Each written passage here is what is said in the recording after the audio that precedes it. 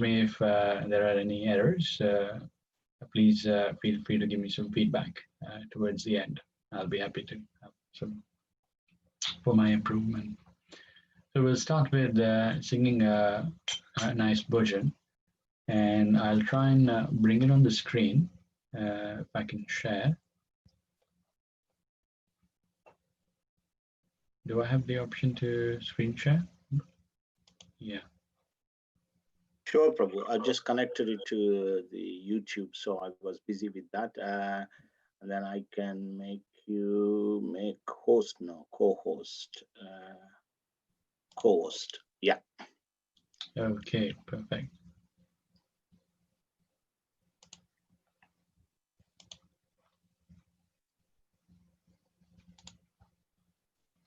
So can everybody see my screen now? Not yet, Prabhu.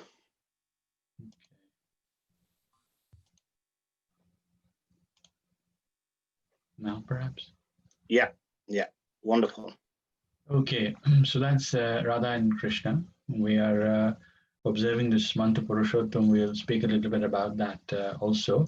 And the recommendation is to pray to Krishna along with Radharani at the same time. So this is one of the songs that's recommended, and also a nice way to start any Sangha. So I'll try and lead, and you can read the verses, and you can sing along at your end on mute. And I've said this in the past, but it's good to just remind ourselves of the fact that all these songs of the acharyas have in themselves a lot of spiritual potency. In this particular song that we're about to sing, Jaya Radha Madhava, is compared to a little acorn that holds within it the entire oak tree. So these four lines, Jaya Radha Madhava, actually give us a glimpse of the entire spiritual world.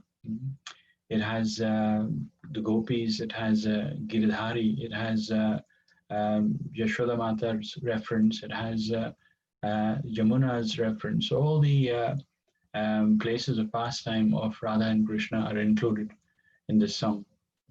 So essentially, these four lines are nothing but a window to the spiritual world for us. So if we sing this song together with that perspective, then we derive more benefit from singing it together.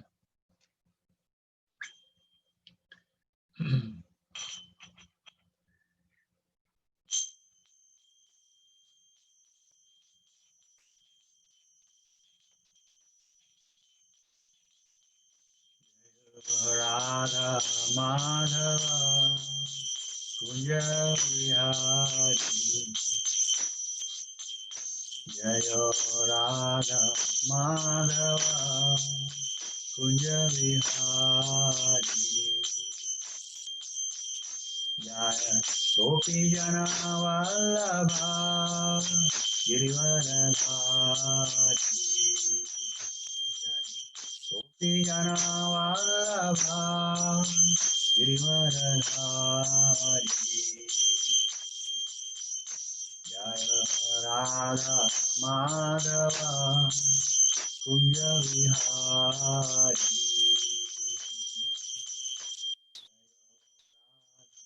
Madhava Kunja Vihari Jaya Gopi Jana Vallabha Jaya Girivaradhari Jaya Girivaradhari Jaya Radha Madhava Kunja Vihari Yashodanandana Brajajana Ranjana Yashodanandana Brajajana Ranjana Yamuna Tira Vanachari Yamuna Tira Vanachari Radha Madhava Kunja Vihari Jayo Radha Madhava Kunja Vihari Gopijana Vallabha Girivaradhari Jayo Gopijana Vallabha Girivaradhari Jayo Radha Madhava Kunja Vihari Yashodanandana Brajajana Ranjana Yashodanandana Brajajana Ranjana Yamuna Tira Vanachari Yamuna Tira Vanachari Jayo Radha Madhava Kunja Vihari Radha Madhava Kunja Vihari Hare Krishna Krishna Krishna Hare Hare Hare Ram Ram Rama Hare Hare Hare Krishna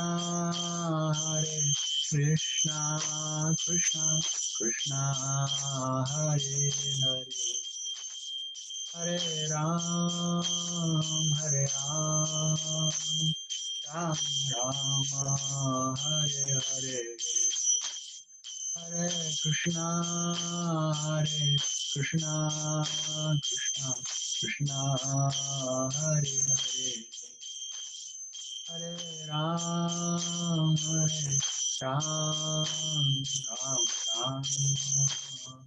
Hare Shri Radha Madhava ki jai, Srila Prabhupada ki jai, Nitai Gaura Premanande, Hari Hari Hari Hari.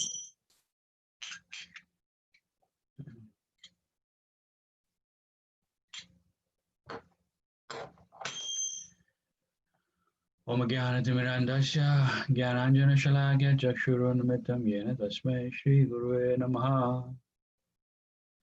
Jai Shri Krishna Chaitanya Prabhu Nityananda Shri Advaita Gadadhar Shivasadi Gaura Bhaktivinoda. Hare Krishna Krishna Krishna Hare Hare Hare Ram Ram Ram Hare Hare.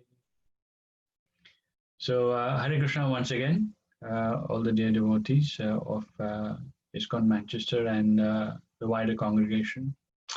I am dialing in today from what is my bedroom come my office together.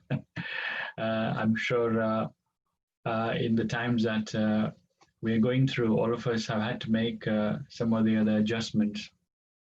So this is my workplace for the last few months, and possibly would be like this for a few more months to come. So we are living in very unprecedented times. Unprecedented means there is no precedence to it, which means at least in our lifetime, something like this has not happened before. It's very new to us. We're all having to make adjustments to the way we operate, with restrictions to going out in public places, meeting, doing activities of enjoyment, and going to long distance places. All that has changed nowadays. So the common phrase is that operating within the confines of our home, within our families, and limiting our physical contact to contain the spread of this pandemic is becoming the new normal. That's the phrase that's been used. And before we go into that, I do wish and pray that all of you and your families are safe and that you're doing what you should to keep yourself healthy and out of trouble. So in these different times that we are living in, this limited confines of our homes or our secluded places, the adjustments is a new normal. And every morning I'm having to go and drop my son to school because we're avoiding him using public transport. And just yesterday, we were having a discussion around a few things, and this came up as to what is normal really. Yes, this is the new norm of how we are operating, but what is normal? And instead of giving a very impromptu answer, it made me reflect a little bit, like I always do, and try and respond from a spiritual perspective and combine it with a material response that can suit best for the question. So, normal is not ordinary. We must understand. Ordinary, obviously, is sometimes used as a synonym to normal, but ordinary is something that doesn't really have a lot of value and is in abundance. So the demand is not so much. But normal refers to, let's say, if we were to understand the application of the word normal, we can attach the term behavior to it. So normal behavior is really an expected behavior, or a behavior that we're expected to demonstrate at all times. So the question is, what is the normal behavior or the expected behavior for us as living beings? How do we ensure that we are demonstrating fully that we are truly human beings and not just any living being? What is the distinction that we make in differentiating ourselves from the plants, the animals, the insects, the aquatics, the mammals, and all the variety of living beings that are also living at the same time as us? So what is the normal expected behavior? We know that there is an evolution process. We have, our scriptures tell us, 8,400,000 different species of life. And we get these bodies after our current body is not good enough to use. Krishna in the second chapter is giving detailed explanation on that. Dainosminitade komaram yovanam jara. The living being moves from within the body until this body is not good enough to use and then passes on to the other. So coming back to the question of what is really normal behavior and how do we differentiate ourselves with the other living beings? And the answer is that we have to demonstrate the use of the faculties that we have been given. Human beings distinctly have all the faculties fully developed, including the ability to question, to reason out, to argue if it's not understood. And based on the information we gather, by doing so, make intelligent, sensible decisions. This is an expected behavior. This is normal behavior. This is natural behavior of a human being. So when we make all these adjustments, we should also take time to understand what really is a normal behavior for a human being. Now, I hope you'll agree that all of our activities are essentially driven towards deriving some or the other sort of enjoyment for ourselves or for our families and therefore indirectly ourselves as well. So we are engaged in all sorts of responsibilities, serving the employer, serving the family members, serving friends.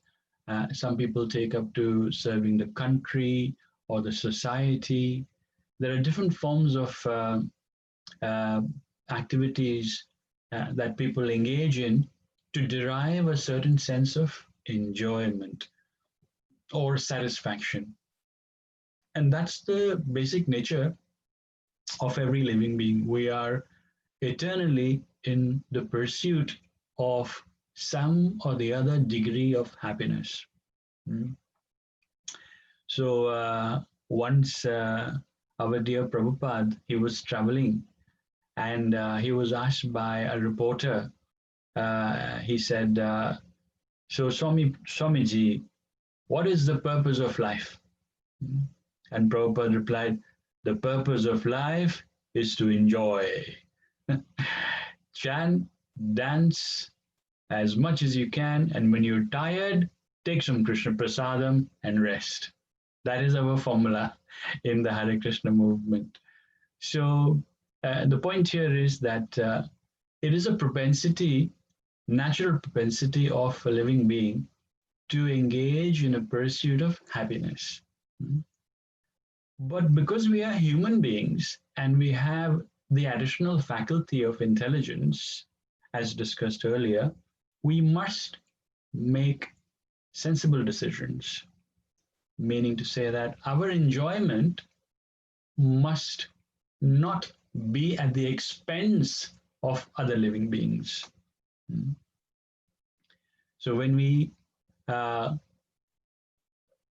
act in pursuit of satisfying ourselves, we need to remain conscious of how other people are affected as well. It is very similar. The analogy can be used to that of being a driver on the road. I'm sure most of you who are present today on the call would be driving or may have driven in the past, if not now.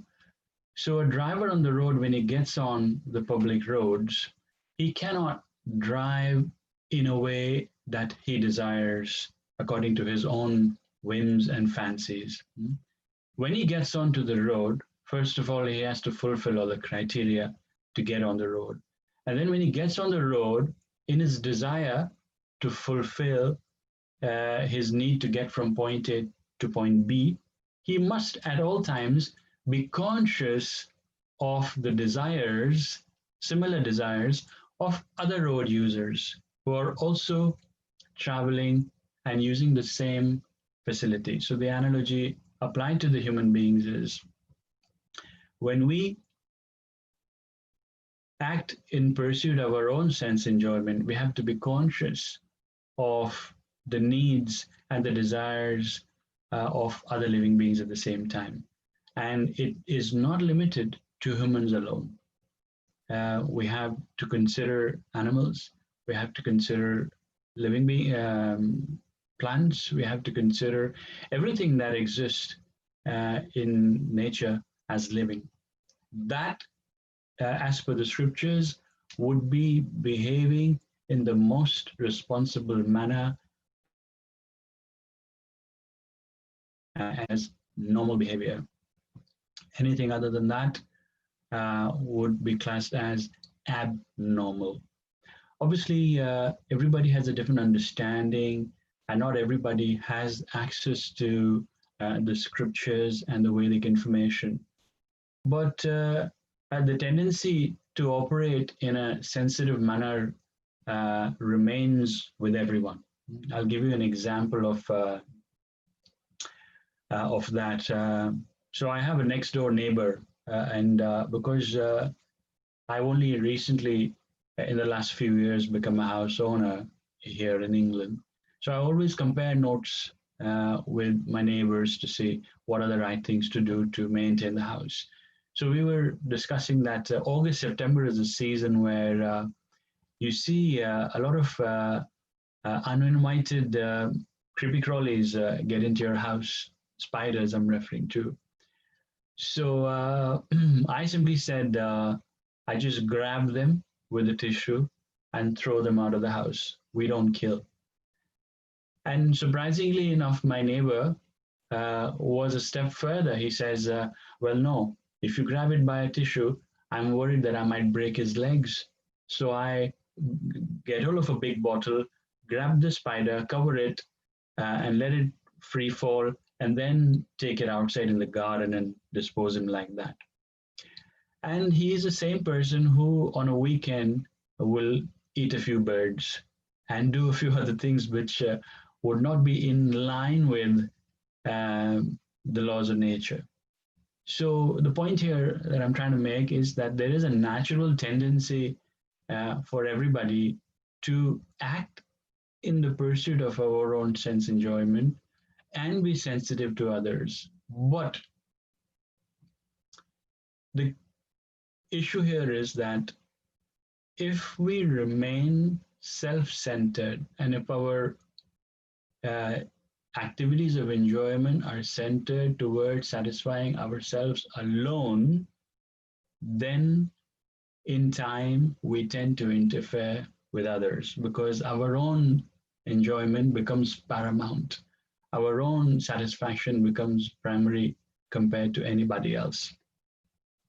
So the scriptures tell us that instead of striving towards a self-centered fulfillment or self-centered satisfaction or self-centered enjoyment, we need to make an attempt to put Krishna or the Supreme Personality of Godhead or the Creator or the source of everything, whatever name you want to give him or whatever reference you want to make, as the center of your enjoyment. And this as the science of bhakti yoga and science of self-realization talks volumes about this particular approach. And from personal experience and realization, I can tell you the more you learn to put Krishna or the Lord in the center, the greater is the fulfillment of the enjoying activities that you engage in. The analogy is very simple. In a human body, there are several parts. We've got a hand, we've got head, we've got a stomach, we've got legs, and we've got fingers as well on the hand. So if a hand or the fingers on the hand were to think that we do all the hard work and stomach enjoys, or the mouth relishes as well. So the fingers may say that we are only going to grab the food and keep it with ourselves. What is going to happen? Nothing. That's not the right approach. The food will just stay in the hand and over a period of time rot. But if the hand understands the position that it has in the constitution of the body, it will know to act intelligently and give the food to the stomach by the medium of the mouth. And we all know, we don't need any explanation, that once the food goes in the stomach, the nourishment that comes out of that satisfies the hand as well. I hope that is quite clear. So normal behavior is to act in line with the laws of nature, and proper enjoyment is to enjoy keeping Krishna as a center, working as parts of his amazing system, not as independent. So that's a bit of a preface. We are in this time observing what is known as Purushottam month. There is a bit we'll share about that. And Purushottam month is referred to as a very special time of the year where there are special recommendations to do a few things to derive greater spiritual benefit and diminish the effect of Maya. So in the 11th chapter, Krishna says, Kalosmi, I am the time. So the question is, if Krishna is time, then why is it that one moment in time is more important than another moment in time? Why is it that every single moment is equally important if Krishna is time? So, to answer these kind of questions, we always refer to our acharyas. And the perfect response is given by Narad Muni. And Narad Muni says, any time that is spent glorifying the Lord and his devotees is an auspicious time. And any time you spend not doing such things is inauspicious. So that's a very, very perfect devotee understanding. So we always try and engage in activities in a way that we try and keep Lord in the center. We go out and do our 9 to 5 with the intent that I'm going to support my family and I'm going to do a little something to look after the Lord in my house if you have deities, or support the temple if you're close to a local temple and you don't have a setup of your own. But anyway, because in the time and age we're living in, not everybody is fully in tune anymore with the religious principles, and not everybody is necessarily behaving in an expected normal way. So the Lord is saying, okay, you're not able to do this all the time. Please, will you do this at such and such time? And I will give you extra points for that.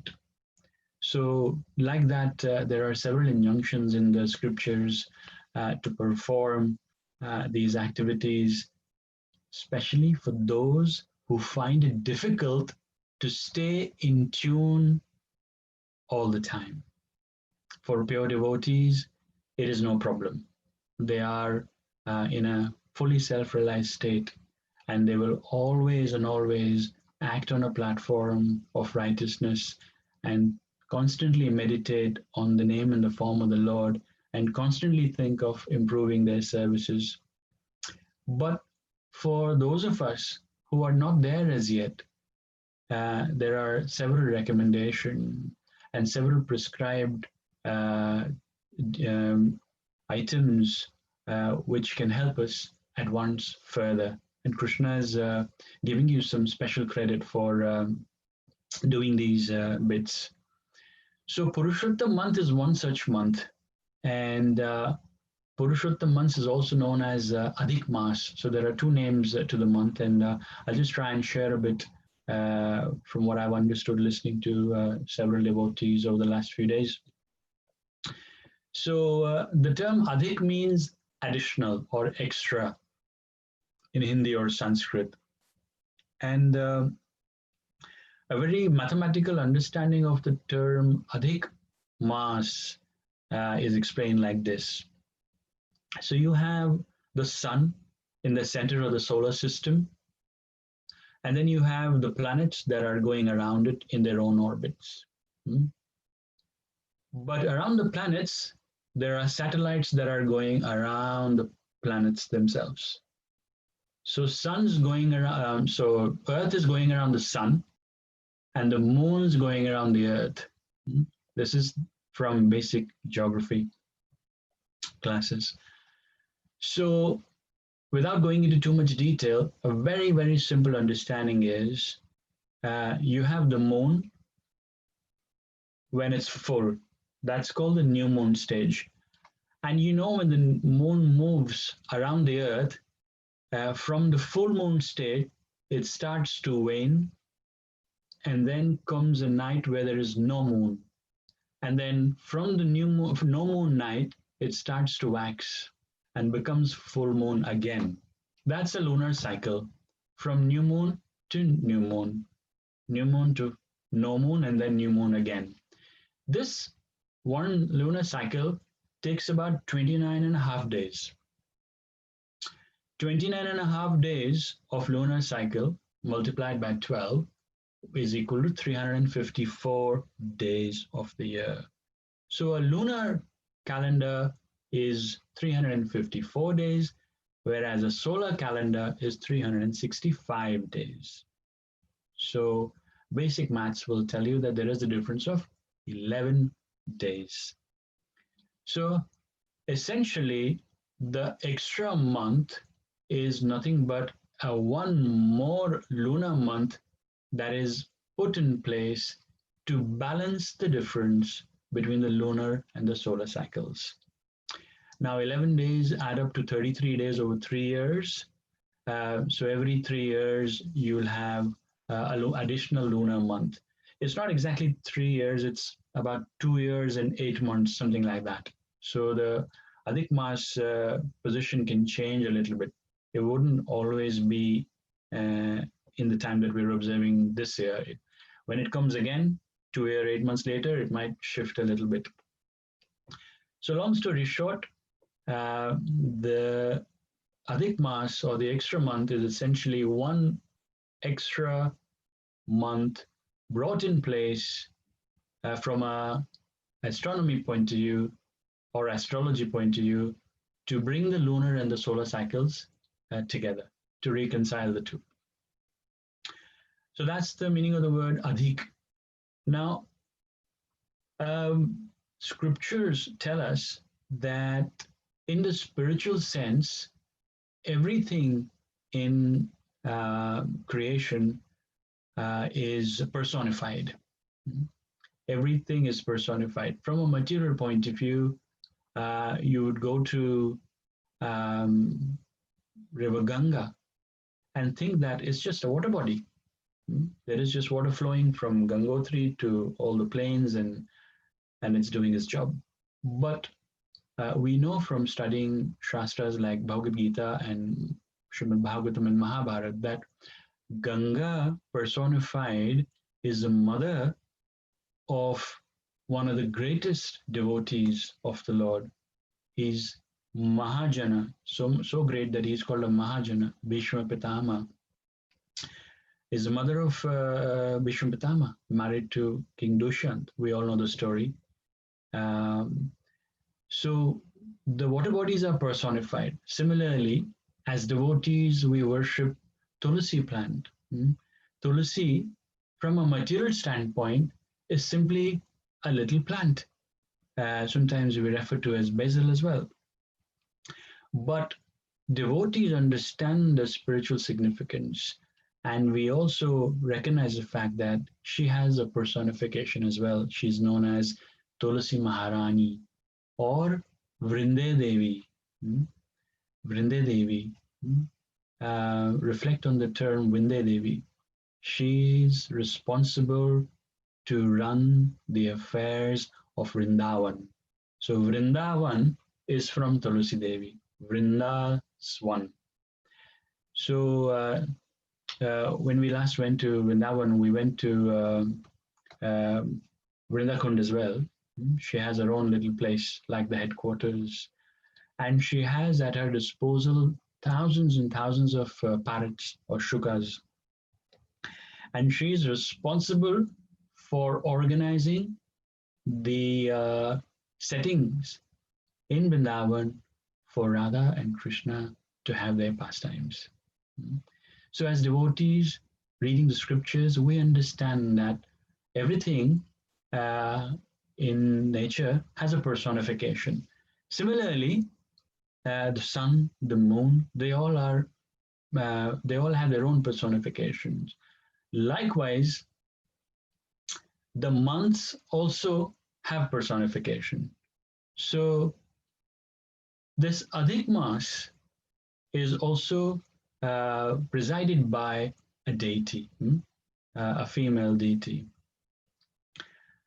So once upon a time, this story is narrated by Suta Goswami to the sages in Naimisharanya. And Suta Goswami is heard from Shukadev Goswami. And Shukadev Goswami heard from Narad Muni. And Narad Muni in turn heard from Lord Narayan. And Lord Narayan observing these pastimes himself. That Krishna is performing in Golok Vrindavan all the time. So basically, given that this month is an extra month, there is no ritualistic activity associated with this month because it doesn't comes every year, and therefore it's not fixed. So there are no auspicious activities associated.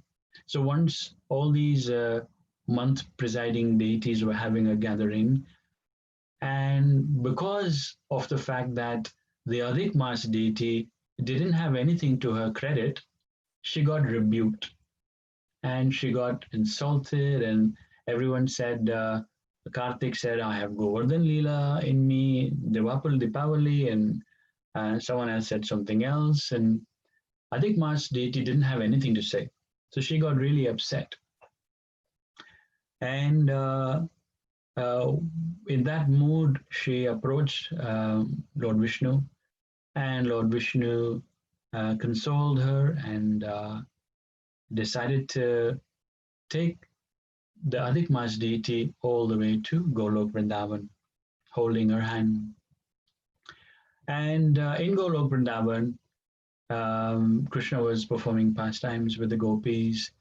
And when he saw that Adhik Mas deity was so upset, then Krishna decided to give his own name to the Adhik Mas.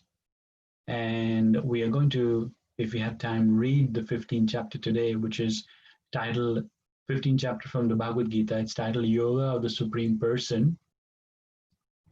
And the Supreme Person means the best person, or Uttam Purush, or Purushottam, who's none other than Krishna. So like that, the Adhik Mas got its name Purushottam Mas, after the Lord himself. And Krishna decided that because you don't have anything else already, I'm going to infest you with all of my energies, all of my potencies. So anybody who observes the month of Purushottam, which comes after 2 years and 8 months, roughly like that, or every 3 years, so will get additional spiritual benefit to advance in their devotional life. That's the injunction from the scriptures, the words of the Lord himself. And this is confirmed by Krishna himself. Krishna himself narrates this pastimes. So there's a couple of wonderful stories. We all know Pandavas, they, after losing the gambling match, they went to live towards the end of their term in a place called Kamyavan. Kamyavan is in Vrindavan. So they were living there, and Krishna decided to go and see them. And they were at that point not in a very good condition because they had been living 14 years in exile and very limited means and living very rough. So when Krishna saw his devotees like that, he became very, very angry and he became very upset. And he became so furious and angry that he wanted to go and kill Duryodhana and burn the universe down and all that. But Pandavas, who are the devotees of the Lord, and they have the devotee attitude, requested the Lord to get pacified. And they understood that it is because of their own wrongdoing that they are having to go through this period of suffering and misery.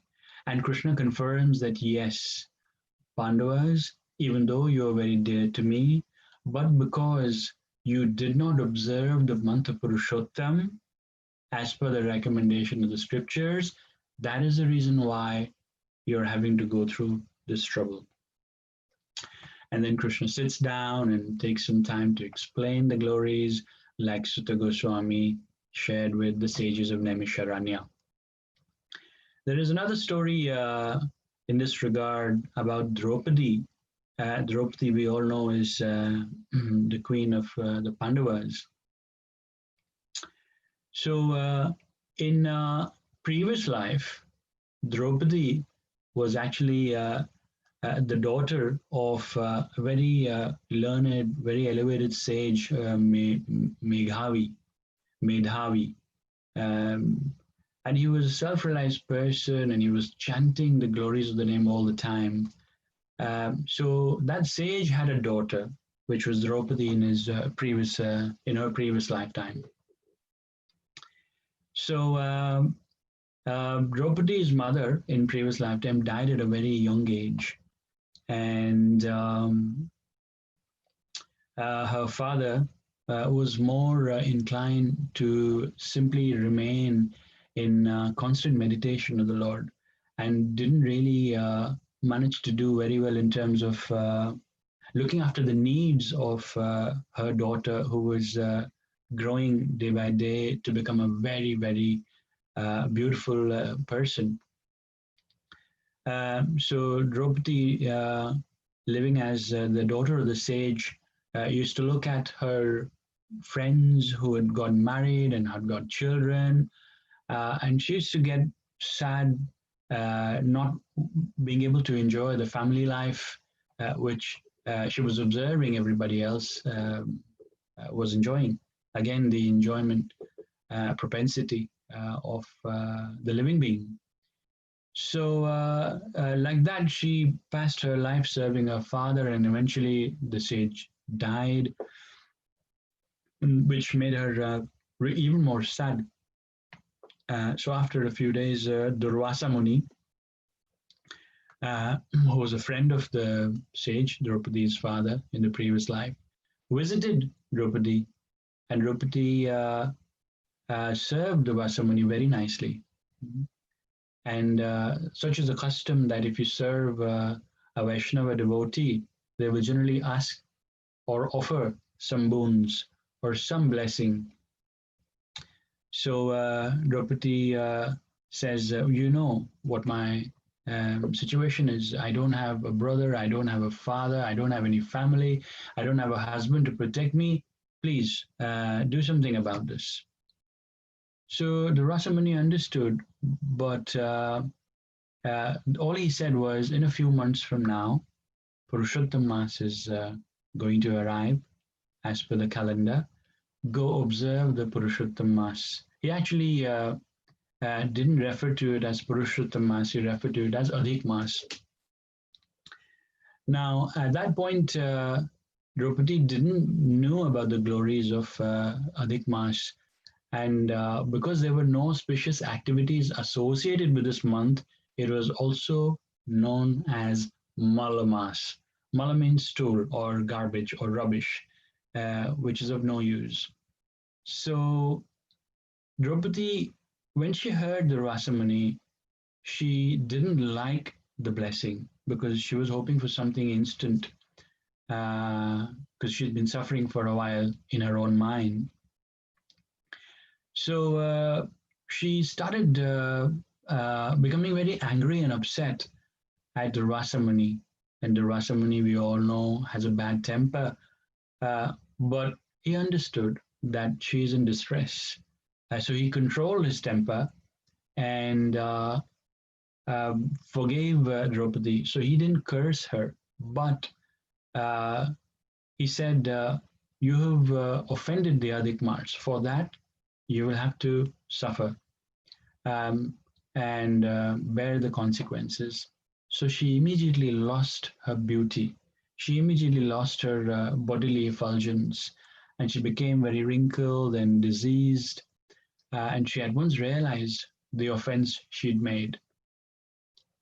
So in that state, she decided to worship Lord Shiva. Lord Shiva is known as Ashutosh. Ashutosh means one who is very easily pleased. So for thousands and thousands of years, I think it's 8 or 9,000 years, something like that, she meditated day and night in all kinds of weathers on Lord Shiva. And eventually, Lord Shiva was pleased, and Lord Shiva appeared in front of Draupadi. And as soon as Lord Shiva appeared, she regained her bodily self as to what it was previously. And when she opened her eyes, because she was constantly constantly so absorbed in her desire to enjoy family life that when Lord Shiva asked Draupadi to demand or request a boon, all she said was, I want a husband, I want a husband, I want a husband, I want a husband. She just blurted it out 5 times and then fell. Lord Shiva is Ashutosh, and Draupadi had pleased Lord Shiva. So Lord Shiva said, Tadhastu. You will have 5 husbands. And she immediately realized, the mistake she'd made in her overwhelming desire to enjoy family life. She considered it immoral to have 5 husbands at the same time. But Lord Shiva says, no, you have to suffer because even Lord Brahma, myself, and all the senior Vaishnavas, we also worship Adhik Mas because it's Purushottam Mas. So if you have made offense to Purushottam Mas, you're having to suffer the consequence. So no choice, accepts the boon, and by the will of Providence, in a few days, she leaves her body. And then we all know King Drupad was conducting a fire sacrifice, and Draupadi was born out of fire. There's a whole separate story about that. And then in time, she got married to the 5 Pandavas and went through the whole exile period. So long story short, Krishna made a point that anybody who commits offense towards the month of Purushottam, which has a presiding deity, and has the Lord's potency is associated directly, will have to suffer consequences. So how do we observe this month of Purushottam is the next question. How do we observe Adhik Mas? We must recognize the fact that it's a rare opportunity that comes once in roughly 3 years. And from all these stories and pastimes, we know that if we trust the scriptures, then we know scriptural injunctions are in place to elevate our own spiritual consciousness and enable us to behave in a more normal way, in an expected way, in a way that we can differentiate ourselves with the animals and all the other living beings. And such injunctions essentially are for our own benefit. There was a time in Satyuga where everybody was fully religious. Religion was at its 100%. Even the demons were following religious norms. In the Satyuga, we have Kurma avatar, Varaha avatar, Narasimha avatar, and then in Treta Yuga, the religiosity diminished by 25%. In Treta Yuga, you have Vamandev, Parshuram, and Lord Ram himself. And then came Dwapar Yuga. Dwapar means two-headed, or having 2 main aspects. The religiosity reduced by further 25%, so only 50% when we have Lord Krishna himself. So imagine at the start of Kali Yuga, the religiosity has already gone down by 75%. We're only living with 25% religiosity. And we've only just passed about 5,500 years. There are 430,000 years more to come. How much worse can it become? So let's not wait till that time. Make an attempt now in this lifetime to realize our spirit self and make little advancements on the path of self-realization in our attempt to behave normal as part and parcels of the Supreme Lord. Parts and parcels. Part and parcel truly means we are not existing without Krishna, and Krishna also doesn't exist without his devotees. That is the true meaning of part and parcel. Someone might say that for devotees like Arjuna, it's easy because Arjuna had Lord Krishna drive his chariot on the battlefield so he could win all the battles. But we must know that Krishna is in the heart of every living being. The localized aspect of the Lord or the Paramatma element is residing in every living being. So in that sense, Krishna is there to guide and instruct and motivate and encourage us like Arjuna. In the 15th chapter, which we'll try and read in a bit, Krishna says, Sarvasya chaham, in the 15th chapter, 15 verse, Sarvasya chaham hridi sanivisto. I reside in the hearts of every living being. And he's constantly witness to all our thoughts, all our actions, all our desires. But he waits for us to turn towards him. And then comes forward to support, never interferes. So Purushottam month is important like that, and we were at a point where we understand the importance of Purushottam month.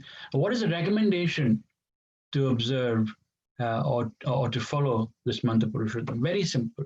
We are already at 25% religiosity, so the expectation from us human beings living in this time and age is very little anyway. So there are four basic suggestions. The first is to do some remembrance of the Lord by chanting his names or deity worship or whatever other means of devotional service you want to apply. But chanting of the holy names is the first recommendation. So if you're not chanting already, please do at least one round a day. I can't see the whole audience, so I'm not sure who all is present. But if you're not chanting at the moment, please make an effort to do some rounds. And if you're already chanting, try and improve on the quality. So that's the first instruction. The second instruction is to read books like Srimad Bhagavatam and Bhagavad Gita in this month. I'm so happy that we have all these little Sangha groups going, and on a Wednesday afternoon when I've done my 9 to 5, I so look forward to this Wednesday evening Sangha that Gaurana Trust Prabhu is very kindly organizing for us. And we are gradually taking little steps to read the pages of Srimad Bhagavatam and understand what the Lord is trying to tell us in a variety of ways. So chant the holy names, read books like Srimad Bhagavatam and Srimad Bhagavad Gita. We'll do that today. And give some charity if possible. And charity may not necessarily be looking after someone's material needs. Try and think about looking after someone's spiritual needs as well at the same time. So yes, it's important that you give a hungry person food to eat, but also tell him how to revive his own spirituality. You may ask a question, I see a beggar on the street, how do I tell him to chant? He's just looking for food. What you can do at that stage is give him only and only Krishna Prasad, if that's what he's seeking. And Krishna Prasad will do wonders. It is scientifically proven that if you were to consume constantly Krishna Prasad only, the gray matter in your brain develops and your intelligence increases. And your intelligence also increases if you were to regularly read the Sanskrit, the language of the gods, in the pages of Srimad Bhagavatam and Bhagavad Gita. It's proven. There is evidence for that. So give some charity and look after people's material, yes, but as well as that, look after their spiritual needs as well. If someone's on the level of being able to read and write, give him a book. No need to do a lot of preaching if you don't feel like. Just let Prabhupada's words do the talking. Give them a book.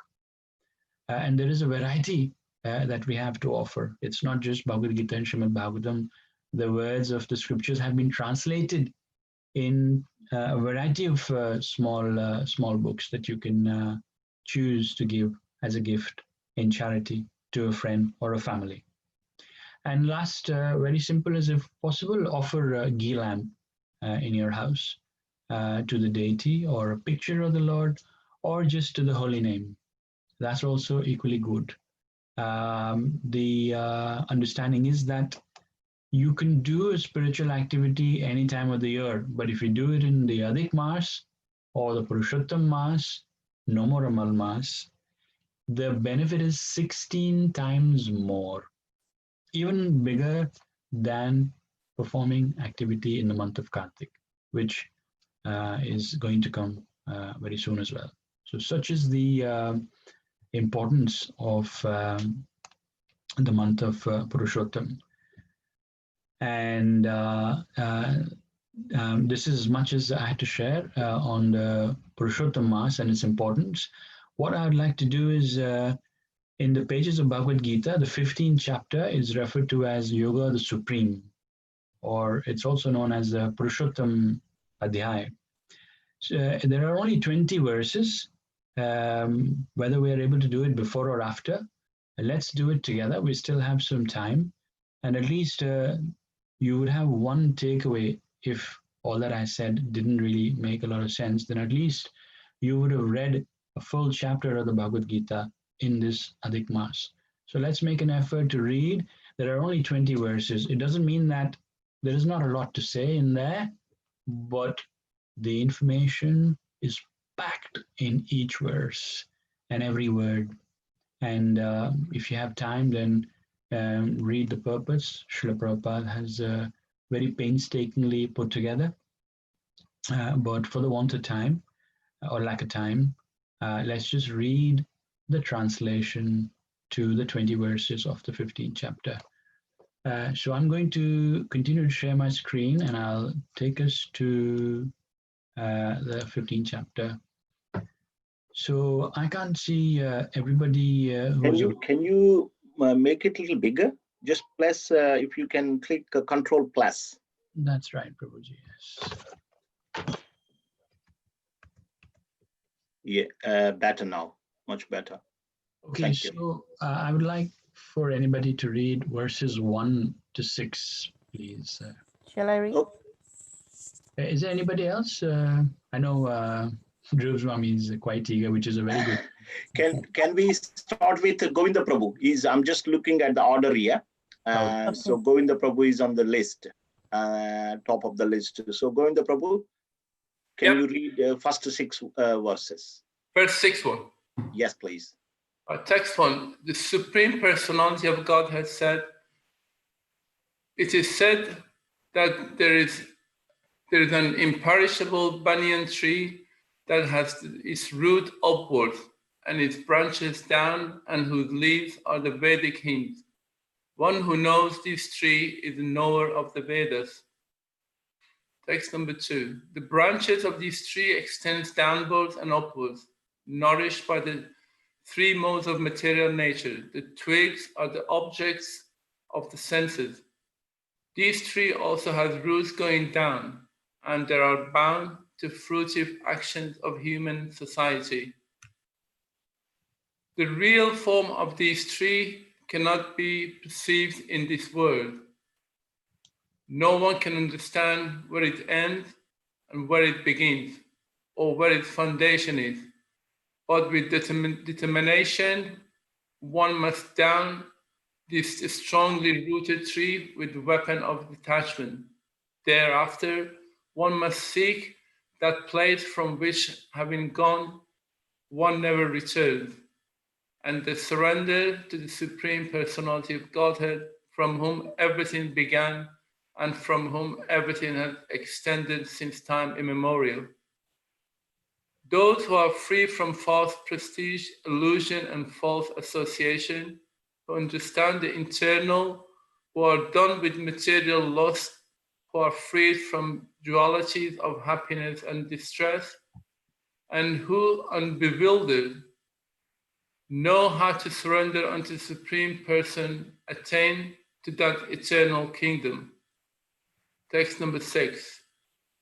That supreme abode of mine is not illuminated by the sun or moon, nor by fire or electricity. Those who reach it never return to this material world. Thank you, Prabhu. Thank you so much. Thank you. Next, I can see Amit Prabhu. Prabhuji, sorry, I just wanted to make a little commentary. Oh, sure. Yeah. So thank you, Rajakumar Govinda Prabhu. This is a very wonderful short chapter, but a lot that has been packed in. In the 14th chapter, Krishna instructs the readers or the listeners to transcend the modes of nature and return to the spiritual world. That's the instruction where the 14th chapter ends. And in the 15th chapter, Krishna is using a beautiful analogy of the banyan tree to distinguish between the material world and the spiritual world. The explanation is that the spiritual world is compared to a huge banyan tree, and its reflection is falling on the water body where it stands. It has lots of leaves and fruits and roots, but the material world is compared to the reflection of the tree. Material world is referred to as Ashwatha in the first verse. Ashwatha here. Ashwatha means, it's a Sanskrit for banyan, but it means that which is not permanent. So Krishna is trying to say that, we are so engrossed in finding self-centered happiness in this material world, constantly running after enjoying and satisfying our own self. We need to realign our vision and make the Lord as a center of our enjoyment to give us fulfillment in true sense and enjoyment of the highest order. So that's the summary really here. Realign our vision. Stop looking at temporary personal sense enjoyment and start to include the Lord in all our activities to attain a more permanent sense of enjoyment, permanent fulfillment. And like I said earlier, behave in an expected, normal way. Thank you for that. Next, if someone could read verses 7 to 11, please. Amit Prabhu. Yeah, I can do that. I'll just bring it Hare up. Krishna. Hare Krishna, Hare Prabhu. Thank you so much for attending. Happy to see you taking interest, Prabhu. Thank you. Thanks for allowing me. Hare Krishna. 7 to 11. Pleasure. Yeah, 7. Text 7. The living entities in this conditioned world are my eternal fragmental parts. Due to conditioned life, they are struggling very hard with the 6 senses, which include the mind. Text 8. The living entity in the material world carries his different conceptions of life from one body to another. As the air carries aromas, thus he takes one kind of body and again quits it to take another. Hare Krishna. Text 9. The living entity, thus taking another gross body, obtains a certain type of ear, eye, tongue, nose, and sense of touch, which are grouped about the mind. He thus enjoys a particular set of sense objects.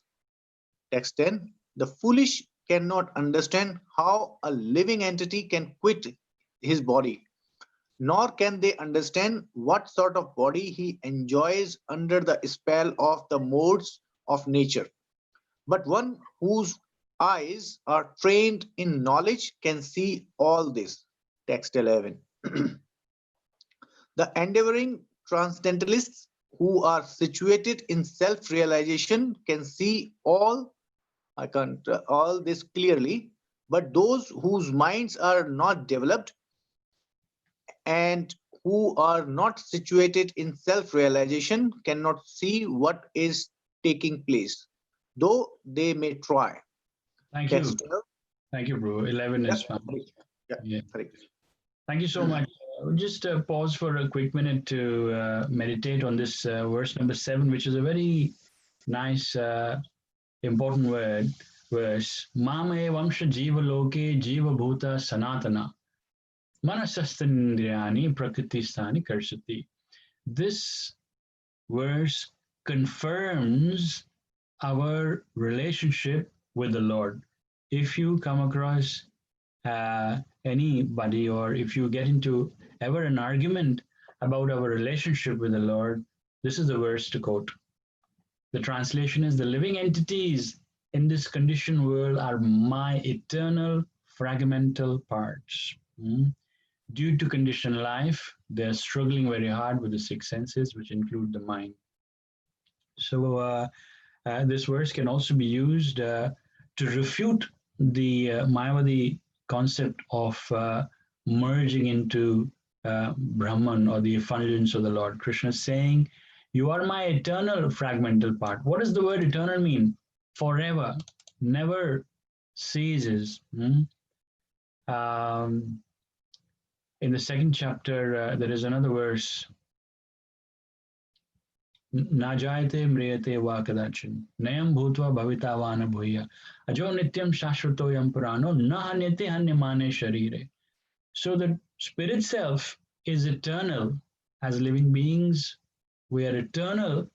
We always exist as fragmental parts of the living entity. This confirms that the Mayavadi concept of Brahma Satya Jagat Mithya is incorrect, is false. That can be countered by this statement that the Lord himself is making. As devotees, we don't reject anything available to us. The true devotee would ensure that whatever is his abilities, whatever his resources are, he will employ all of that in the service of the Lord. But obviously remain detached at all times, knowing well to whom those things belong. In the Sri Shripanishad, the mantra 1 is again confirming the same point. Isha Vashamadam Sarvam. Yat kinchit jagatyam jagat. Tena tak tena bhunjita ma grada kasis vidyanam. Everything animate or inanimate belongs to the Lord. And we must take only as much as is necessary for us, and not take what is not ours, knowing well to whom it belongs. So that was just a little bit that I wanted to share. We still have some time. Let's just try and read the next verses. I'm just trying to minimize this. So verses 12 to 14, if someone could read, I'll just bring them up on the screen now. 12 to 15 rather. 12 to 15, anybody? Dhruv? Can I? Hare Krishna, everybody. Hare Krishna, Guruji. 12 to 15, right? Yeah. Text 12. The splendor of the sun, which dissipates the darkness of this whole world, comes from me, and the splendor of the moon and the splendor of fire are also from me. Text 13. I enter into each planet, By my energy, they stay in orbit and become the moon and thereby supply the juice of life to all vegetables. Text 14. I'm the fire of digestion in the bodies of all living entities, and I join with the air of life, outgoing and incoming, to digest the 4 kinds of food stuff. Text 15. I am seated in everyone's heart, and from me come remembrance, knowledge, and forgetfulness. By all the Vedas, I am to be known indeed. I am the compiler of Vedanta, and I am the knower of the Vedas. Thank you, Dhru. Hare Krishna. Again, just pause just a minute to reflect on this very important verse of this chapter. Sarvasya chaham hridi sanivisto matta smriti jnanam apohanam cha vedesya sarver aham eva vedyo vedantakrit vedavideha chaham. Krishna is saying that I am seated in everyone's heart. Never mind the position of Arjuna, where Krishna was the driver of his chariot. Krishna is saying, I am there with you in my localized form all the time. Just reach out to me, call out to me, and I'm there to guide you, assist you, and support you in transcending the modes of material nature and going back to the spiritual world. He also says, Mattah Smriti Jnanam Apohanam Cha. From him comes remembrance, Smriti, Jnanam, knowledge, and forgetfulness. This verse actually has 2 parts to it. The first part in the first 2 lines is referring to the fact that Krishna enables the living beings to enjoy and fulfill their desires as much as they want by giving them forgetfulness. Imagine if you were to remember all that, good or bad that we've done in the previous many lives. It'll be overwhelming for us to collect all that information and operate normally. So he provides forgetfulness so that we can forget whatever nonsense we've done and continue to enjoy more and more. But he also gives you the knowledge to be able to take the right decision, and gives you the remembrance to remember the Lord as much as the living entity wants. And the second part to this verse is referring to Vedesya Sarvaraham Eva Vedyo. Of all the Vedas, of all the ritualistic activities, of all the knowledge acquisition, of all there is to do with any amount of spirituality, I am to be known as the ultimate. So if we recognize the fact that Krishna is a supreme personality of Godhead, we are understood to have read the essence of all the Vedas. Vedesya Sarver Aham Eva Vedyo. The gopis of Vrindavan and Braja are perfect example. They were merely cowherd ladies without any formal education, but they were acting on a platform where the center of their lives was to please Krishna. And of course, we know that in their previous lives, they were very highly elevated sages. But the understanding is, of all there is to learn or acquire in terms of knowledge from a spiritual standpoint, the crux or the essence of it all is to recognize Krishna as the supreme personality or Purushottama, and to then realize that we are his eternal part and parcels. Part and parcels means we are not without him and he is not without us. That's the right understanding. So Krishna helps those who want to be free by giving the right knowledge. That's the 2 part. And that's just a little bit I wanted to add on that. Let's just, in the last few minutes, finish the reading of the balance 5 verses number 16 to 20. Anybody?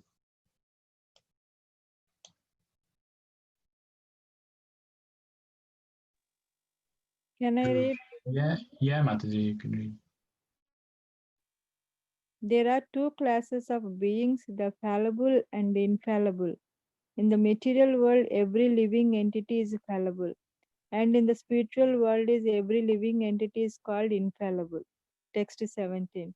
Besides these two, there is the greatest living personality, the Supreme Soul, the imperishable Lord Himself, who has entered the three worlds and is maintaining them. Text 18. Because I am transcendental beyond both the fallible and the infallible, and because I am the greatest, I am celebrated both in the world and in the Vedas as that Supreme Person. Text 19.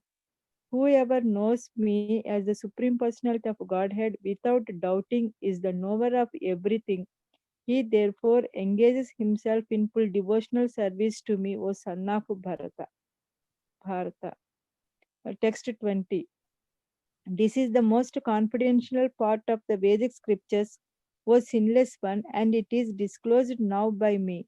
No, by me. Whoever understands this will become wise, and his endeavors will know perfection.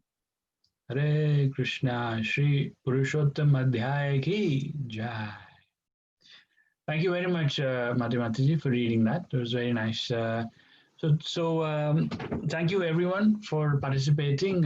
We've done some good for ourselves. I've tried to share my 2 pence, and we read a full chapter of the Bhagavad Gita. That was very, very auspicious.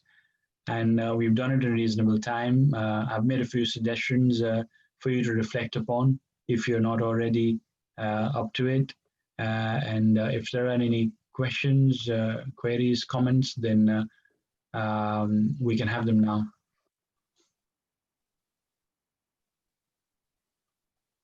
I can stop sharing my screen now.